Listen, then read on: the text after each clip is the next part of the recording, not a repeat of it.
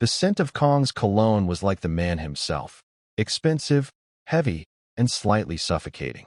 "Is that why you're staring at me, Shyla?" he asked, his voice a low vibration that seemed to rattle the champagne flute in her hand. "I didn't think you noticed," she whispered, her heart hammering against her ribs. "I notice everything that enters my house, especially when it's someone my son was too stupid to keep." Kong's mouth curved into a thin, dangerous line. They stood on the balcony, the gala's music muffled behind the reinforced glass. The city lights reflected in his graying temples, giving him the look of a silver-backed predator. "My son," he said finally. "Does he know where you are?" "No." "Good." Kong turned to face her fully, his silhouette dwarfing her. "Keep it that way. You think he'll come crawling back?" Boys like him always do once they realize they've been replaced by someone with real gravity. His gaze locked onto hers, burning with a fire his son never possessed. "But you won't go back to him." Shyla tilted her head, her pulse jumping. "You sound very sure of that, Mr. Kong." "I am." "Why?" Kong stepped closer. The heat radiating from his charcoal suit was sudden and overwhelming. He was 60, but he moved with a disciplined strength that made her breath hitch. He leaned down until his lips were inches from her ear. "Because you finally tasted what it's like to be with a man who doesn't need to ask for respect," he said quietly. "And because I won't let you." The words hung between them, a promise and a threat all at once. Shyla's skin burned where his shadow touched hers. "You don't even know me." "Not yet." He reached out, his hand brushing a stray curl away from her face. The touch was feather-light, but it left a trail of heat. Then he stepped back. "Go to your room, Shyla. My staff will see to your needs." He walked away, leaving her alone with the cold night air and a feeling she couldn't name. The next morning, Shyla sat in a breakfast room that felt more like a throne room. The walls were lined with silk, and the silence was punctuated only by the clinking of silver. Kong was gone, dealing with family business that Shyla knew better than to ask about. Her phone buzzed on the mahogany table. She grabbed it, heart lurching. It was him. "Sean, I know you're staying at my father's estate, Shyla. Stop playing games. This is sick." Her blood ran cold. Before she could put the phone down, another message flashed across the screen. "Lila told me everything. She said you're confused and looking for revenge. I'm outside the gates. I'm coming to take you home." Shyla's hands shook as she typed back, "Don't. We're done." His response was instant. "You don't mean that." "I love you. I'll prove it." She blocked the number and threw the phone across the room. But the nausea that hit her wasn't just from the fear. It was the first sign of the shocking realization she hadn't yet admitted to herself. The doors to the breakfast room swung open. Kong entered, his gaze sharpening the moment he saw her pale face. He didn't ask what was wrong. He didn't have to. He looked at the discarded phone, then back at her, his eyes cold as winter. The anniversary party for Kong Industries was supposed to be the night Shyla finally felt like she belonged. For 3 years, she had stood in Shang's shadow, softening her voice and dimming her light to fit the mold of the perfect corporate girlfriend. She wore the emerald silk dress he had picked out, a color that made her skin glow but felt like a costume, and waited by the champagne fountain for the man who had promised her forever. The ballroom was a sea of glittering predators, but the air felt thin, suffocating. Shyla scanned the crowd, her heart tripping over a sudden, sharp instinct. She didn't find Shang on the dance floor or at the VIP tables. She followed a trail of hushed laughter toward the dimmed corridor leading to the private terrace. She heard him before she saw him. "You're so much more fun than she is." Shang's voice drifted through the heavy velvet curtains, stripped of the polished charm he used in public. "Shyla is stable. But you? You're a spark." Shyla froze, her hand hovering inches from the fabric. Through the sliver of an opening, she saw them. Shang had his back to the wall, his hands tangled in the hair of a girl who couldn't have been more than 20. She was fair, blonde, and laughing with a cruel sort of triumph. "What about your anniversary?" the girl giggled, pressing closer. "Aren't you supposed to be celebrating 3 years of stability?" Shang let out a dry, dismissive snort. 3 years of boredom. Shyla was a placeholder, Tiffany. A girl you bring to dinner when you need to look respectable for my father. But placeholders are easily replaced. The emerald silk suddenly felt like ice against Shyla's skin. She didn't scream. She didn't burst in. She stepped back into the light of the hallway, her breath coming in ragged, shallow stabs. The humiliation was a physical weight, pulling at her throat. She had given him her youth, her loyalty, and her silence, only to be categorized as a piece of furniture he was tired of looking at. She made it back to the edge of the ballroom, her eyes stinging. She wanted to run, to vanish into the humid city night, but a hand suddenly gripped her elbow. "There you are," Shang said, appearing at her side as if he hadn't just been trading her soul for a moment of heat on a terrace. He looked at her with a bored, clinical scan. "Your mascara is smudged. Go fix it. My father is arriving, and I need you to look the part." Shyla looked at him, really looked at him, and saw the hollow boy beneath the expensive suit. "Is that all I am to you, Shang? A part to be played?" Shang's eyes hardened, his thumb digging into her arm. "Don't start with the drama, Shyla. Not tonight. You should be grateful you're even in this room. Now go. Fix your face." He turned away before she could respond, moving to greet a group of investors with a practiced, fake smile. Shyla stood alone in the center of the gilded room, the upbeat music mocking the silence in her chest. She felt small, discarded, and utterly invisible, until she looked up. Across the expanse of the black marble floor, the heavy oak doors swung open. The room didn't just go quiet. It seemed to hold its breath. Kong entered, draped in a charcoal overcoat that caught the light like armor. He was 60, but he moved with the predatory grace of a man who owned the ground he walked on. His gaze swept the room, dismissive of the fawning executives and the glittering decor, until it landed on the girl in the emerald dress standing alone in the crossfire of the party. For the first time in 3 years, Shyla didn't feel like a placeholder. Under the weight of Kong's gray, lethal eyes, she felt like the only person in the room. He didn't look at her with boredom or condescension.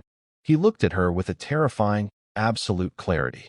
The betrayal of the son had left her in ruins, but the arrival of the father promised a different kind of destruction, the kind that starts with a fire. The silence following Kong's entrance was a physical pressure, the kind that made the ears ring. While the rest of the room scrambled to adjust their ties and fix their smiles, Kong's focus remained anchored on Shyla.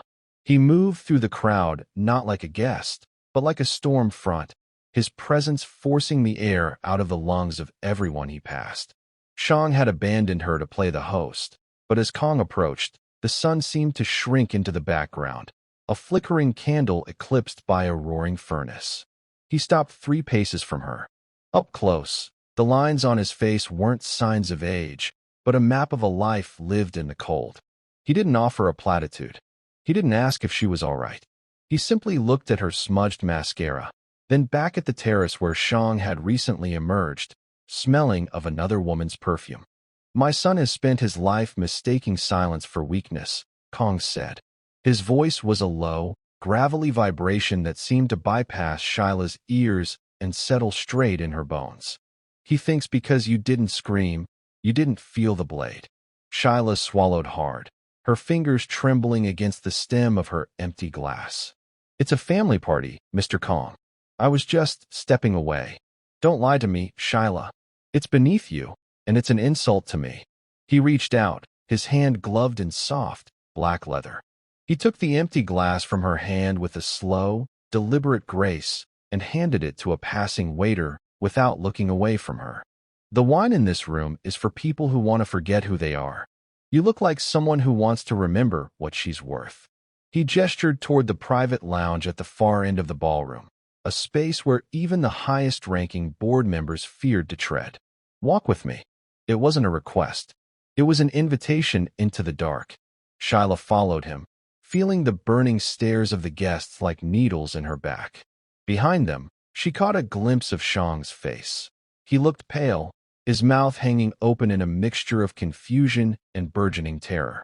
His father had never once looked at him with the intensity he was currently directing at the woman Shang had called a placeholder. Inside the lounge, The heavy doors muffled the upbeat mockery of the orchestra. Kong walked to the mahogany sideboard and poured 2 fingers of an amber liquid that caught the dim light like liquid gold. He handed it to her, his fingers brushing hers. The contact was brief, but it sent a jolt of pure, unadulterated heat through her silk sleeves. "You've spent 3 years being a shadow, Shyla," Kong said, leaning back against the desk, his frame casting a long, intimidating silhouette. "You've been his shield, his trophy, and his punching bag. And in return, he gives you a coat closet and a girl who can't spell her own name." Shyla took a sip of the drink. It burned, a sharp, smoky heat that finally cut through the icy numbness in her chest. "Why do you care? He's your son. He is my blood, but he is not my equal," Kong replied, his gray eyes darkening. "I built an empire on the ability to recognize value." He sees a girl he can discard. "I see a woman who has been forged in a fire she didn't ask for." He stepped closer, invading her personal space until the scent of sandalwood and expensive tobacco overwhelmed her. He tilted his head, his gaze dropping to her lips before returning to her eyes. "I have a proposition for you, Shyla. One that ends the game Shang is playing." Shyla's pulse hammered. "What kind of proposition?" "Revenge is a hollow meal if you eat it alone," Kong whispered, his voice dropping to a dangerous, intimate crawl. "But if you stay by my side tonight, not as his girlfriend, but as mine, you won't just break his heart. You'll break his world.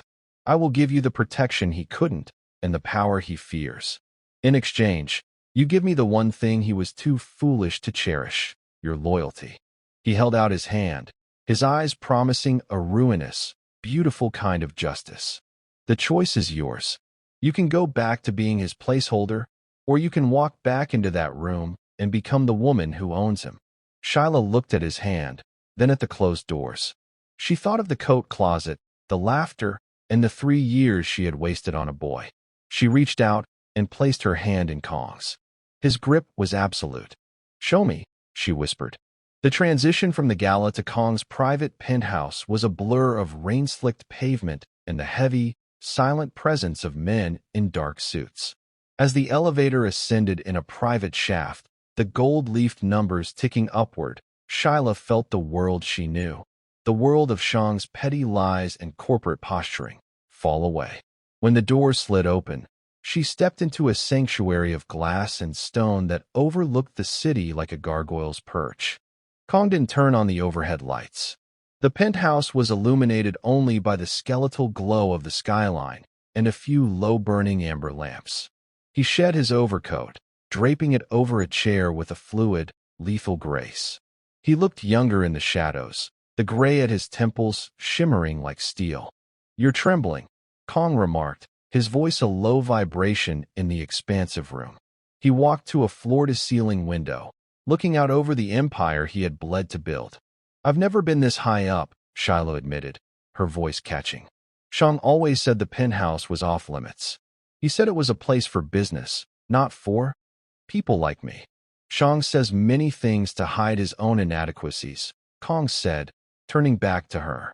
He crossed the room with a predator's stride, stopping only when he was close enough for Shyla to feel the radiating heat of his body. He reached out, his thumb tracing the line of her jaw, tilting her face upward. "To him, you were a secret to be kept. To me, you are the only thing in this city worth looking at." The kiss wasn't a request, it was an annexation. It tasted of the expensive scotch they'd shared and a hunger that felt centuries old. Unlike his son's fumbling, desperate touches, Kong's hands were steady, possessive, and practiced. He moved with a terrifyingly calm confidence, stripping away the emerald silk dress until she stood exposed in the moonlight. In that moment, Shyla realized the true extent of the power he held. It wasn't just the men with guns or the billions in the bank. It was the way he commanded her own body to betray its inhibitions. When he led her to the bed, the sheets felt like cool silk against her skin, a stark contrast to the burning intensity of his touch. He took his time, a man who had learned that true dominance lay in the anticipation. Every movement was a lesson in authority. He didn't just touch her. He mapped her, claiming every inch of skin that Shang had overlooked or ignored. As Shyla arched against him, her breath hitching in the quiet air, the betrayal on the terrace seemed like a distant, faded memory. This wasn't just revenge, it was a revelation. In the quiet aftermath, as the city lights flickered below them, Shyla lay wrapped in the heavy warmth of the duvet, watching Kong as he stood by the window, a dark silhouette against the dawn. He smoked a single cigarette, the cherry-red tip glowing in the dark. He looked like a king surveying a conquered territory. "You should sleep," he said, not turning around, yet perfectly aware of her gaze. "The world will look very different when you wake up." "What happens now?" she asked, her voice a soft rasp. Kong finally turned, his eyes reflecting the first gray light of morning. "Now, the rules change. My son will learn that what I protect is untouchable, and the city will learn that there is a new seat at the head of the table." He walked back to the bed, leaning over to press a lingering, possessive kiss to her forehead. The weight of his presence was a physical thing, a golden cage that felt more like a fortress. Shyla closed her eyes, falling into a deep, dreamless sleep, unaware that within her, a new life was already beginning to stir, a secret that would eventually bring the entire Kong Empire to its knees.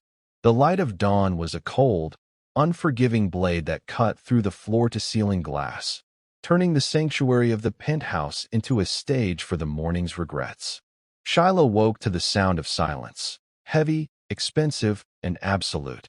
The space beside her was empty, the sheets still holding a faint, lingering warmth and the scent of sandalwood, but Kong was gone. He had vanished into the machinery of his empire before the sun had even cleared the horizon, leaving her alone with the weight of what she had done. Panic, sharp and visceral, clawed at her throat. She scrambled for the emerald silk dress, now wrinkled and discarded on the plush carpet. Dressing with shaking hands, she felt the phantom pressure of Kong's touch on her skin, a mark that no amount of scrubbing would ever truly erase. She didn't call for a car. She didn't wait for the staff. She fled through the private elevator, her heart hammering against her ribs like a trapped bird, and emerged into the humid morning air of the city. By the time she reached the cramped apartment she shared with Lila, the adrenaline had faded, replaced by a hollow, gnawing ache. She let herself in quietly, hoping to slip into her room unnoticed, but the smell of burnt coffee told her she was too late. Lila was sitting at the small kitchen table, her eyes wide and bloodshot, a pile of Shang's apology texts glowing on her phone screen. "Shyla, where have you been?" Lila stood up, her gaze raking over the emerald dress and Shyla's disheveled hair. "Shang has been calling me all night. He said you vanished at the gala. He said you were making a scene." "I'm done with him, Lila," Shyla said, her voice sounding thin and distant to her own ears. She walked past her sister, heading for the sanctuary of the bathroom. "I'm done with the lies, the coat closets, and the placeholders." Lila followed her, her voice rising in a mix of confusion and protectiveness. "Good. He's a dog. But you didn't come home. Shyla, look at me. You look like you've seen a ghost." Shyla caught her reflection in the cracked bathroom mirror. She didn't see a ghost. She saw a stranger. Her eyes were darker, shadowed by a secret that felt like a lead weight in her chest. How could she tell her sister that she hadn't just left the boy? She had surrendered to the father. How could she explain that the man who owned the city's shadows had claimed her in a way Shang never could? "I just walked," Shyla lied, the words tasting like ash. "I walked until the sun came up. I needed to feel the pavement. I needed to remember who I was before I met him." "You're shaking," Lila whispered, reaching out to touch Shyla's arm. "Stay here today? I'll call out of work. We'll block his number. We'll change the locks if we have to. We'll get back to normal, Shyla. I promise." Normal. The word felt like a cruel joke. Shyla stripped off the silk dress and stepped into the shower, turning the water as hot as she could stand. She scrubbed her skin until it was raw, trying to wash away the memory of the penthouse, the skyline, and the gray, lethal eyes of the dawn. She told herself it was just one night, a lapse in judgment, a moment of vengeful passion that would flicker out like a candle in the wind. But as she leaned against the cold tile, a sudden, sharp wave of dizziness washed over her. She gripped the soap dish, her breath hitching as her stomach did a slow, agonizing flip. She blamed it on the scotch. She blamed it on the lack of sleep and the trauma of the betrayal. She crawled into her own bed, the cotton sheets feeling coarse and wrong after the silk of the penthouse. She closed her eyes, trying to force her mind to return to the life she had before the gala, the quiet life, the undervalued life, the safe life. She tried to forget the way Kong had looked at her, as if she were the only thing of value in a city of glass. But the silence of the apartment was different now. It wasn't the silence of peace. It was the silence of a fuse burning down in the dark. Shyla curled into a ball, clutching her pillow, desperately trying to believe that the ghost of the morning would stay in the past. She didn't know that the Don never lost a piece of his property, and she didn't know that the night had left a permanent mark, one that was already growing, silent and undeniable, deep inside her. 3 weeks had passed, but time felt less like a river and more like a stagnant pool. Shyla moved through her days in a fugue state, the vibrant emerald silk of the gala replaced by oversized sweatshirts and the dim lighting of her bedroom. She had blocked Shang on every platform, ignoring the frantic voicemails he left from burner phones, half-hearted apologies followed by drunken rages about his father's sudden, icy distance. But it wasn't the memory of Shang that kept her awake at night. It was the phantom heat of Kong's hands and the way the city skyline looked from the highest height. The normal Lila had promised was a hollow shell. Every morning, the world tilted. The smell of the coffee Lila brewed in the kitchen didn't smell like comfort anymore. It smelled like copper and rot. Shyla would bolt for the bathroom, the porcelain tile cold against her knees as she lost whatever little she had managed to eat the night before. "It's the stress," Lila would say through the door, her voice tight with worry. "It's the trauma of what that boy did to you. Your body is just purging the poison, Shyla." But Shyla knew. Deep in the marrow of her bones, she felt a change that had nothing to do with heartbreak. It was a heavy, magnetic pulling in her center, a secret that was beginning to pulse with a rhythm of its own. On a Tuesday afternoon, while Lila was at work, Shyla finally bought the plastic stick.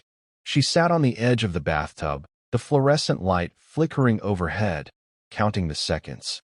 It felt like a countdown to an execution. When the 2 pink lines finally bled into view, stark and undeniable, the air left the room. She wasn't pregnant with a mistake. She was pregnant with a dynasty. "Shyla." The front door slammed, and Lila's footsteps thundered down the hall. Shyla didn't have time to hide the evidence. She was still staring at the stick when her sister burst in, shopping bags in hand. Lila's gaze dropped to Shyla's lap, and the color drained from her face so fast she had to lean against the doorframe. "No," Lila whispered, the word a jagged breath. "No, Shyla. Tell me that's from before. Tell me that's Shang's." Shyla looked up, her eyes brimming with a terrifying clarity. "It's not his, Lila. It's been 3 weeks. It's his." She didn't have to say the name. In their world, there was only one him that commanded that kind of silence. Lila dropped the bags, a carton of eggs shattering on the floor, but she didn't seem to notice. She scrambled over, gripping Shyla's shoulders with a strength born of pure panic. "Do you have any idea what you've done?" Lila's voice was a frantic hiss. "You didn't just have a one-night stand, Shyla. You've let a monster plant a seed in you. The Kong bloodline, it isn't like ours. They don't have families. They have assets. They have heirs and targets. He protected me," Shyla argued, though her voice lacked conviction. "He marked you." Lila cried. "To men like Kong, a child isn't a blessing, it's a claim. If he finds out, you aren't a person anymore. You're a vessel for his legacy. He will lock you in a gilded cage and throw away the key. Or worse, if the other families find out before he can secure you, that baby is a bullseye on your back." Lila pulled Shyla into a fierce, trembling hug. "We have to leave. We have to go to our aunts in the city, or further. You cannot let him find you. You can't let that bloodline touch you again." Shyla rested her head on her sister's shoulder, her hand instinctively drifting to her stomach. She felt the fear, sharp and cold, but beneath it was something else, a dark, burgeoning sense of belonging she was too ashamed to admit.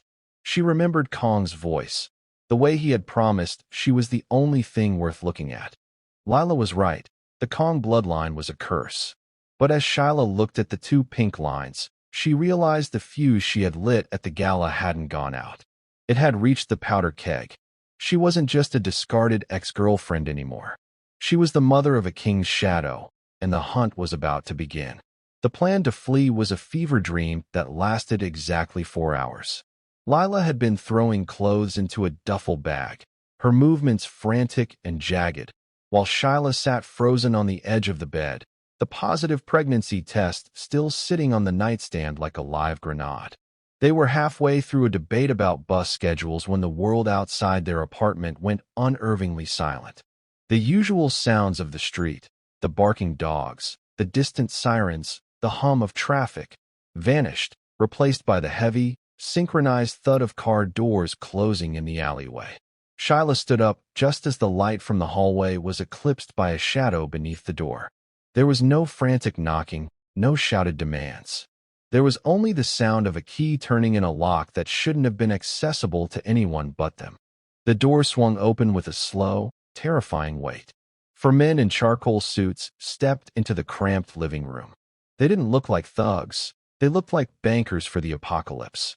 At the center was Chun, Kong's primary enforcer, a man whose face was as expressionless as a stone gargoyle. He didn't look at the half-packed bags or Lila's trembling hands. His eyes landed on Shyla and stayed there with a predatory focus. "Miss Howard," Chin said, his voice a flat, professional rasp. "The Dawn is expecting you. She's not going anywhere."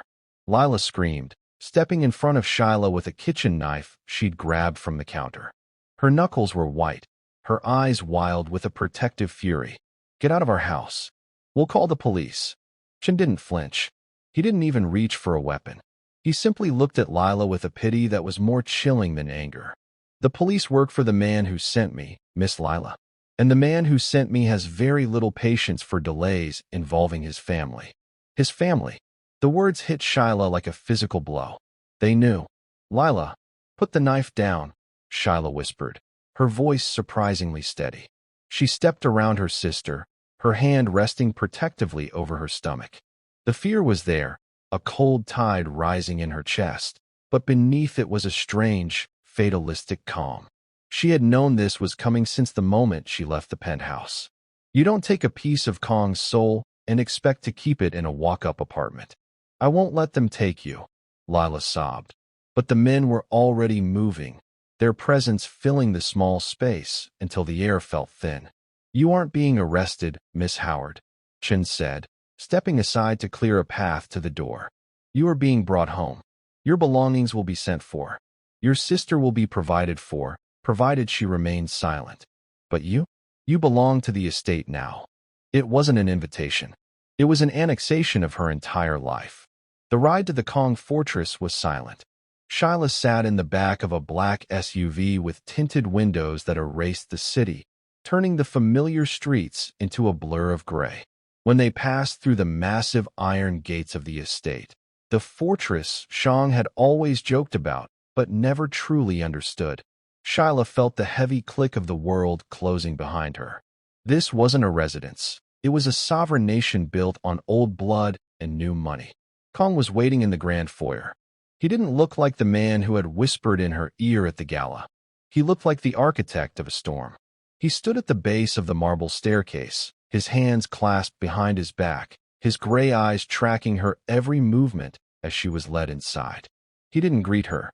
He didn't apologize for the men or the forced entry. He waited until the enforcers had retreated, leaving them alone in the cavernous, echoing hall.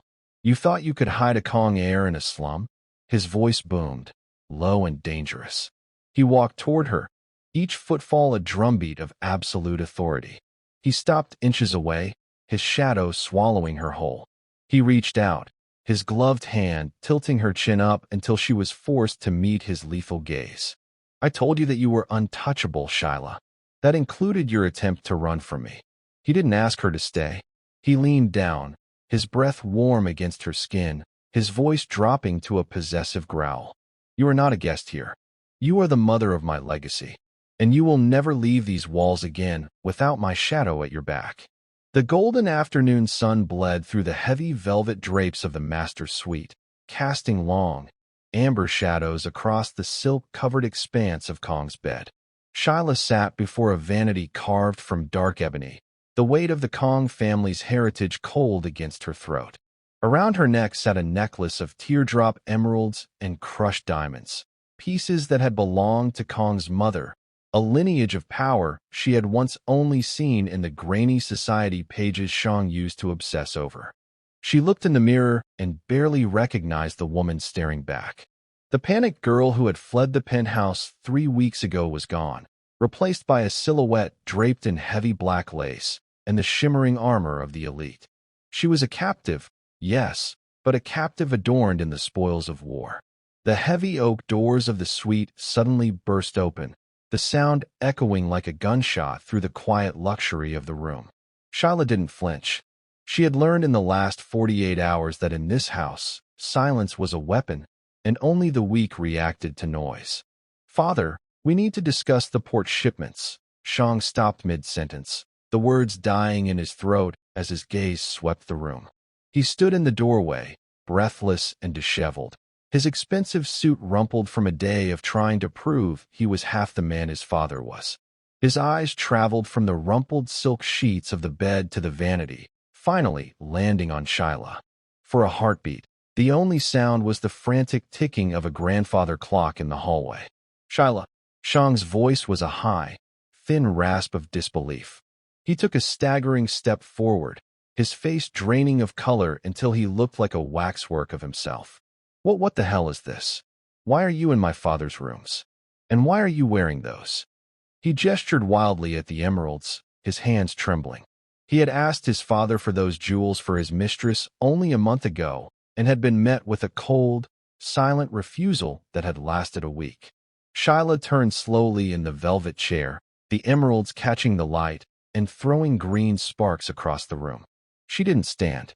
She didn't offer the frantic explanations he clearly expected.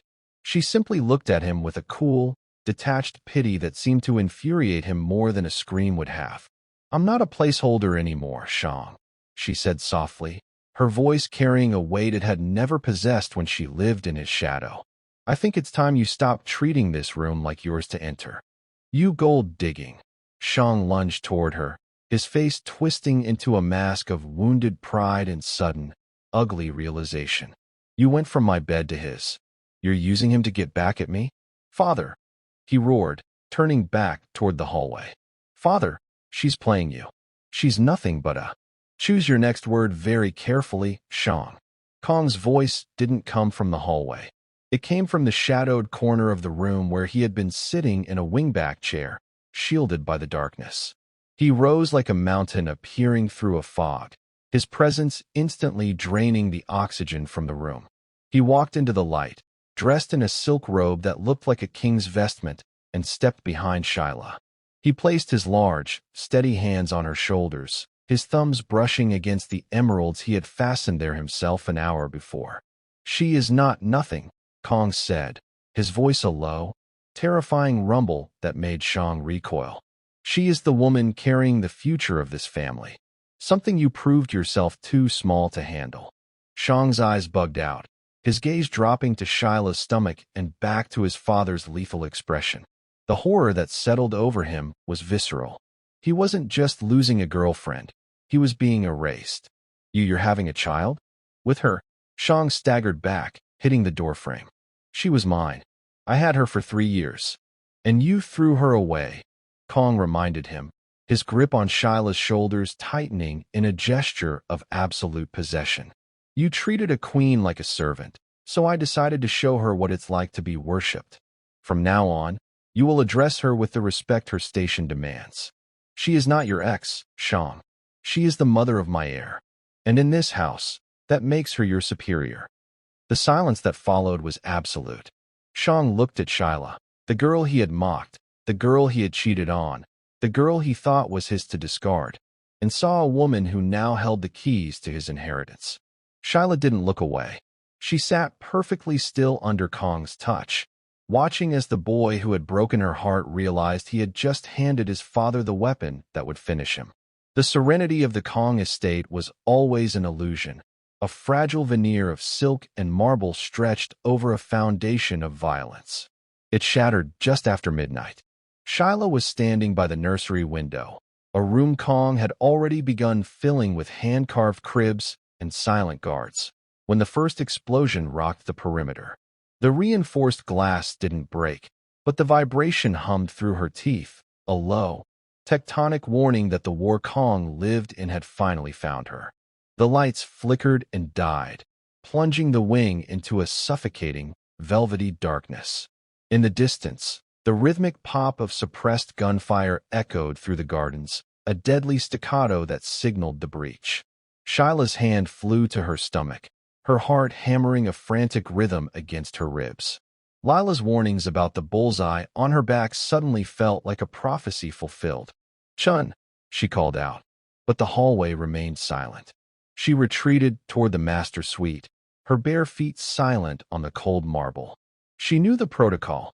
Kong had drilled it into her during their quiet evenings, but the reality of it was a cold, oily slick of terror. She wasn't just a woman anymore. She was a target, a vessel for a legacy that rival families wanted to snuff out before it could take its first breath. A shadow detached itself from the doorway at the end of the hall. It wasn't Kong's silhouette, and it wasn't one of their guards. This man was leaner, moving with a jagged, hungry desperation, a silencer-equipped pistol leading the way. He saw her, his eyes catching a glint of moonlight, and he leveled the weapon. He didn't fire. He hesitated, perhaps savoring the moment he would extinguish the Don's future, and that second of vanity was his undoing. Shyla dived behind a heavy mahogany sideboard, her fingers scrambling for the hidden catch Kong had shown her only nights before. Her nails broke against the wood, but the panel clicked open, revealing the cold, matte-black weight of a semi-automatic. It felt wrong in her hand, heavy, alien, and smelling of CLP and death. She had spent her life trying to be soft, trying to be the stable girl Shang wanted. But as the assassin's boots crunched on a stray piece of broken porcelain, Shyla felt something else ignite. It was the fire Kong had recognized in the ballroom. It was the ancestral rage of a woman who had been discarded, hunted, and finally pushed into a corner. "I'm not a placeholder," she whispered to the dark, her voice a jagged rasp. The assassin rounded the corner, the barrel of his gun sweeping the room. Shyla didn't wait for him to speak. She didn't wait for him to realize she was armed. She rose from behind the sideboard, her grip shaking but her eyes locked on the threat to her child. She remembered the weight, the stance, the cold mechanics of the machine. She pulled the trigger. The recoil bucked against her palms, a violent jolt that traveled up her arms and settled in her chest. The sound was muffled, a heavy thud-thud that felt louder than a thunderclap in the small room.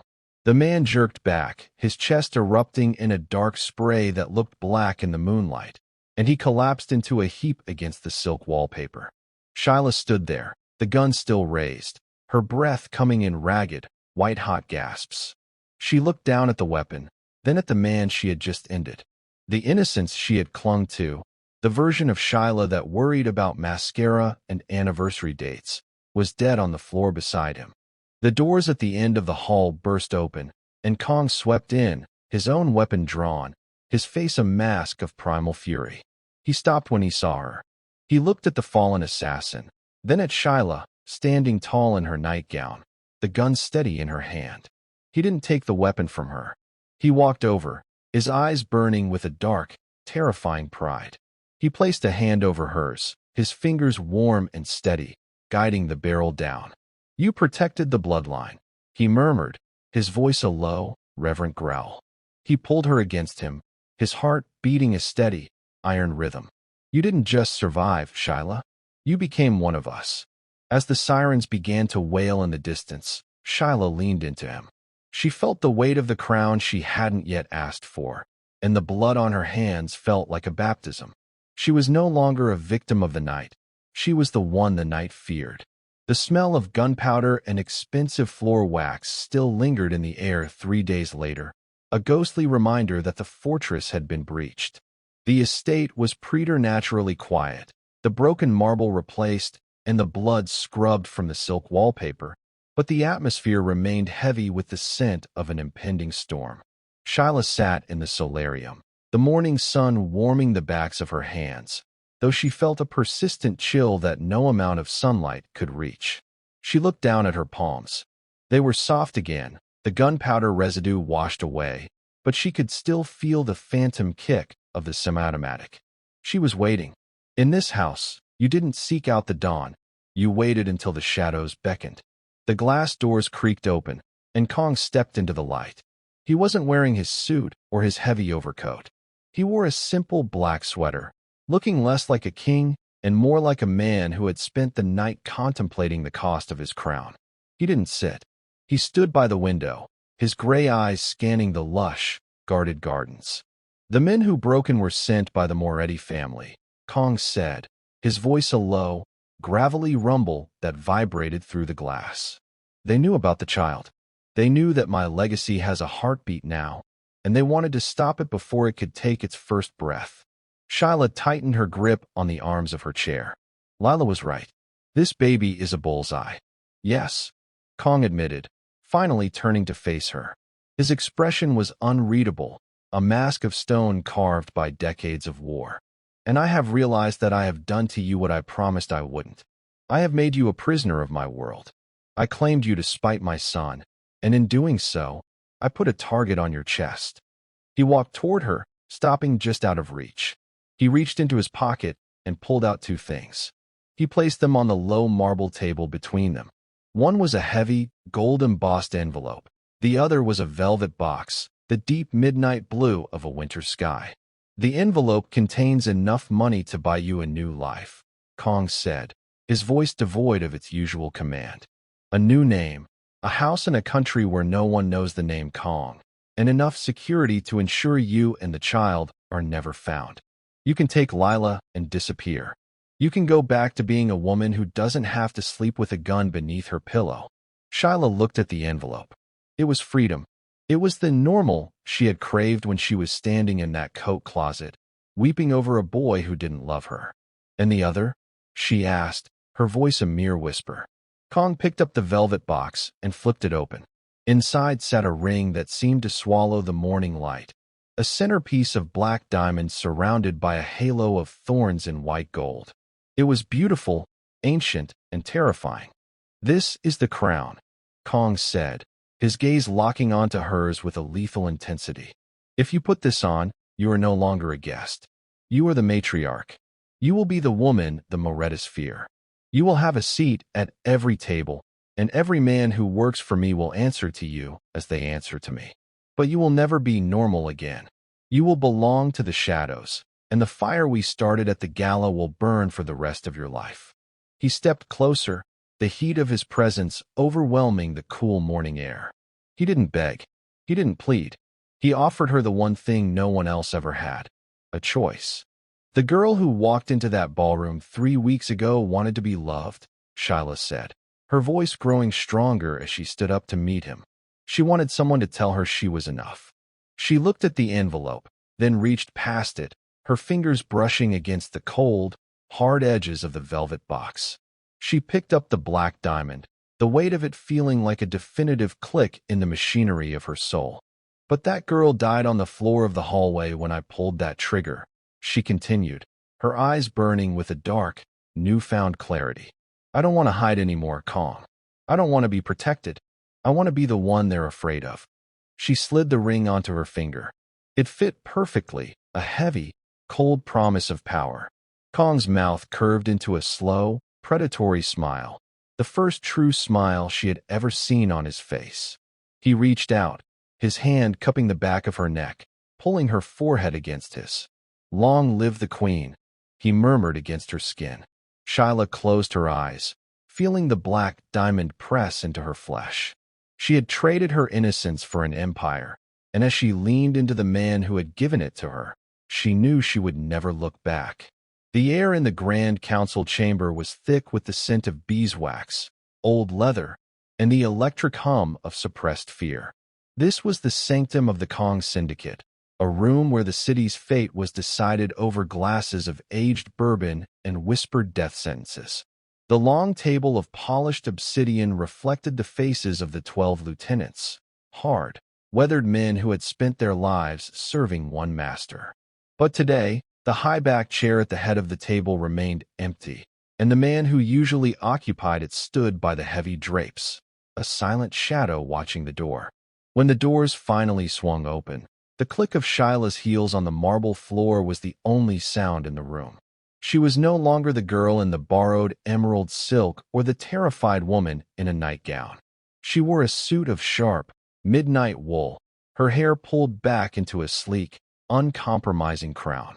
The black diamond on her finger caught the overhead light, a dark sun that commanded the eyes of every man in the room.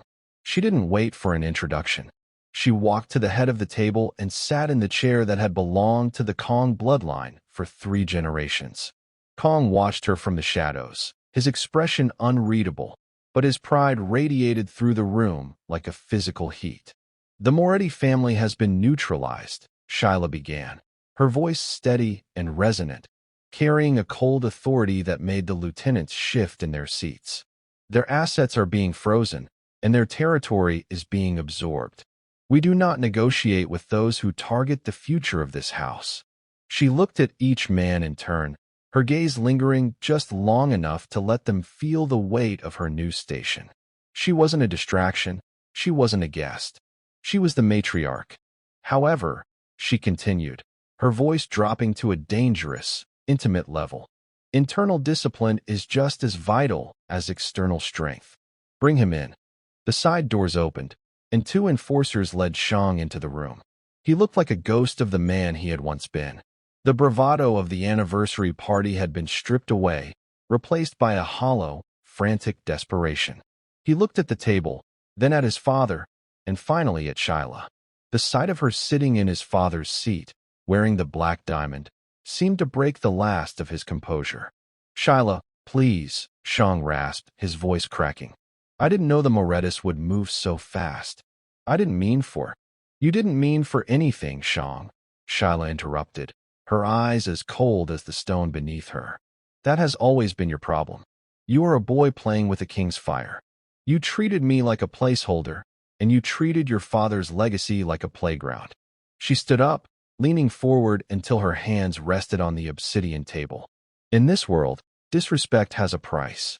And since you couldn't value the woman I was, you will learn to fear the woman I have become." Kong stepped out of the shadows, his presence a heavy anchor behind her. He didn't say a word. He simply looked at his son. It was the final judgment.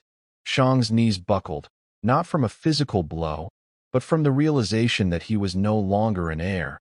He was a subject. "Kneel," Kong commanded, the word a low, tectonic rumble. Shang collapsed onto the marble, his head bowed, his shoulders shaking with silent, humiliated sobs. He crawled forward, the distance across the floor feeling like a journey through his own ruin. He reached the head of the table and hesitated. "The hand, Shang," Shyla said quietly. With trembling fingers, Shang reached out and took Shyla's hand. He didn't look at her face. He couldn't. He pressed his lips to the cold, hard surface of the black diamond, his tears spotting the obsidian table. It was the ultimate submission. The man who had discarded her was now forced to acknowledge her as the source of his survival. "I acknowledge you," Shang whispered, the words sounding like a death knell. "The mother of the house. My boss." Shyla withdrew her hand, her expression unchanged. She looked out over the room of men who had once ignored her, feeling the pulse of the life within her, the new heir who would never know the sting of being undervalued. She sat back down, the crown of the Kong Empire finally settled firmly on her brow. "Now," she said, looking at the lieutenants, "let's discuss the new order." The boys were finished. The queen had arrived.